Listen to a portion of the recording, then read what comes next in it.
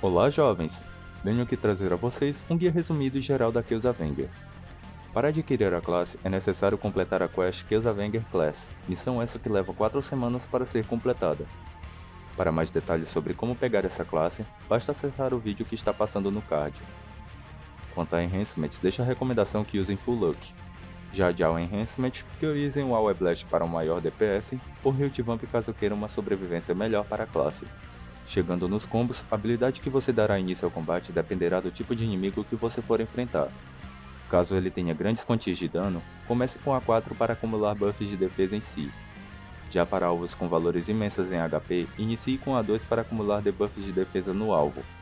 Por fim, no contexto de PvP, em quase toda situação comece a luta com o 3 para aplicar debuffs nele. Quanto a rotações, a ideia aqui é sempre usar uma habilidade seguida de um auto-ataque. Sabendo disso, o combo que eu uso na classe é 2-1-5-1-4-1-3-1.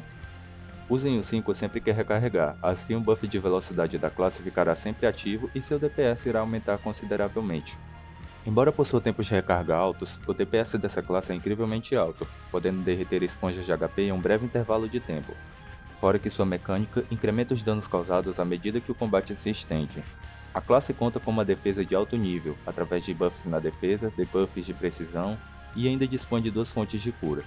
Se o dano do alvo não passar dos 4 dígitos ou tiver efeitos especiais que atrapalhem a manutenção dos efeitos, você conseguirá vencê-lo sem muitas dificuldades. Como suporte, a mesma conseguirá ter um ótimo desempenho por fragilizar as defesas dos monstros, além de seus poderosos debuffs que auxiliarão na eficiência da equipe. Isso sem esquecermos do efeito Focus, que chega a ser quase loopável nos combates em grupo. Em PvP, seu kit consegue ser extremamente efetivo quando se enfrenta oponentes com alto DPS ou que não dispõem de buffs massivos em determinados atributos. Porém, fica extremamente vulnerável contra alvos com alta evasão, stuns, efeitos de slow ou danos massivos que sejam superiores ao seu HP. De considerações finais, Killzavenger é uma classe top tier para solos com imenso DPS, resistência, boa como suporte, já que pode atuar facilmente como tanque da equipe, e dispõe de um excelente desempenho no 1 contra 1. Em termos comparativos, ela é inferior à Void High Lord em todos os quesitos, porém conta com uma lista menor de requisitos e é bem mais prática de se adquirir. Logo, recomendo fortemente que adquira a classe, especialmente caso você não disponha da Void. Agora, me contem o que acharam da classe. Ela provou o valor dela para vocês ou será mais uma que irá para o banco acumular mofo?